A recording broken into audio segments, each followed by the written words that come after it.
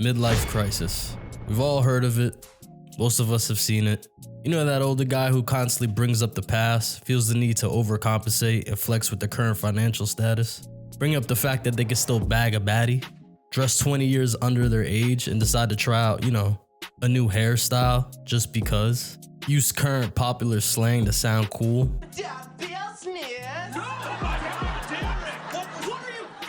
We all know who Drake is by now. He's arguably the most famous man on earth and a record-breaking artist. Drake has a lot of accomplishments.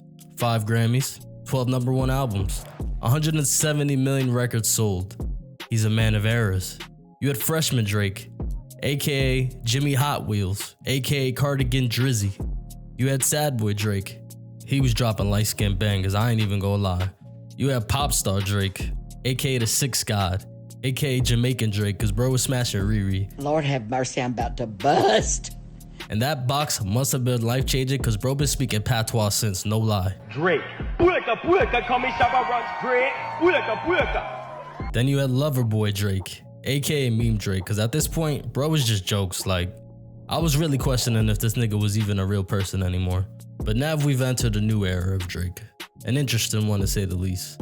It's safe to say the hungry, motivated Drake who wanted to do right and kill everything has left the building. Bro's beyond the building. Bro's on vacation somewhere with a 24-year-old talking about, wish I didn't take you here. Drake is a lot like Gohan.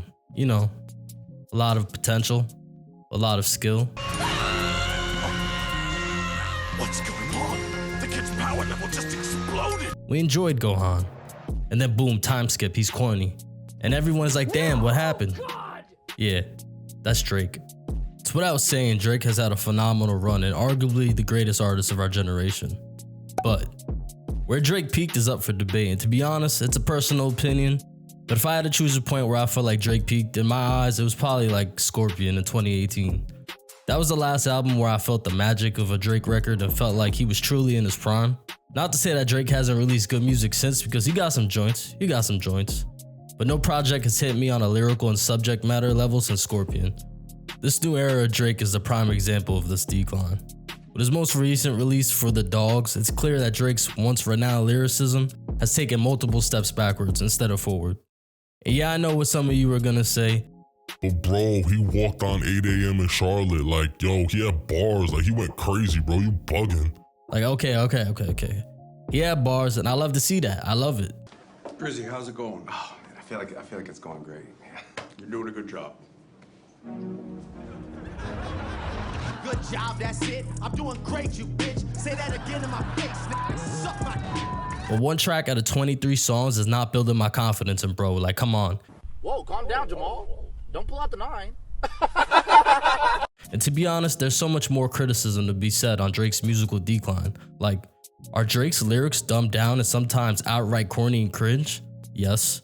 Are Drake's flows more generic than ever and are simply imitations of new age artists? Yes. Is Drake's content lacking substance and out of touch with his core fan base? Yes. Did J. Cole eat Drake up on that track? Of course he did, he's J. Cole, come on now.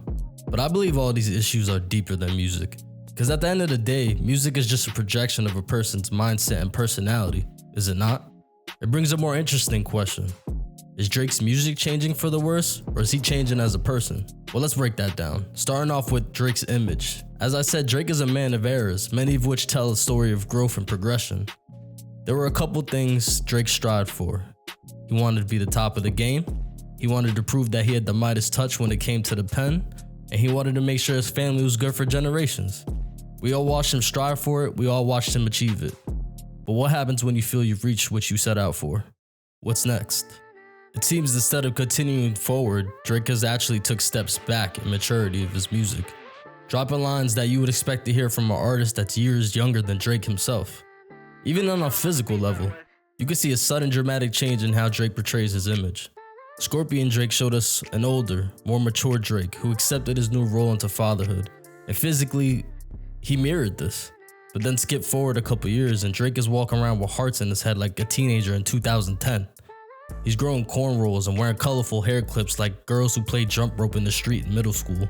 He's dressing like that kid in high school who shops at Goodwill and says, yeah, I just put this look together, you feel me? Like I just wanted to get creative with it. and bro's looking like a straight clown. Like, come on. Bro walking around with Astro Boy feet. Like, what is this? It seems that Drake is more concerned with dressing like a 20-year-old than dressing his age.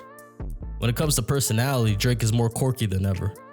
Like, bro's basically a walking meme at this point. And to be honest, I actually find it funny, and I enjoy that he could act dumb sometimes for my entertainment. But it's to the point now where I'm actually thinking Drake is this corny in real life. Like, I don't think this shit is an act anymore.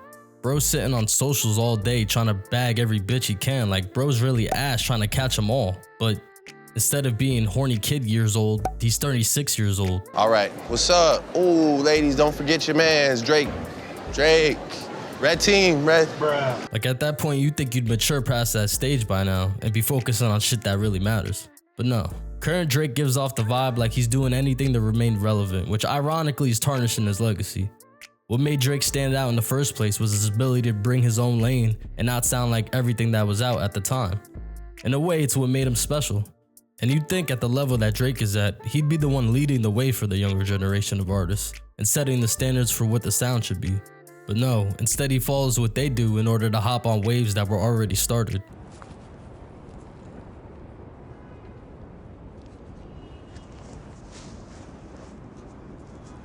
Hi, I'm Drake, and I'll Smile. Drake has not always been perceived as the most confident guy. There's been times where he's clearly shown insecurities. To be honest, that's just being human. But another common human behavior is feeding into insecurities and longing for what has already passed. Drake is not in his 20s anymore. He's past his prime. And it's obvious deep down, Drake feels some type of need to align with the younger generation. But it seems he's willing to tarnish his legacy to do so. And well, that's just too bad. And let's be real, I'm not gonna say what another grown-ass man should be wearing. Maybe Drake just wants to express himself more with outfits and his hairstyles. I've done it when I was 20. But hey, to each his own.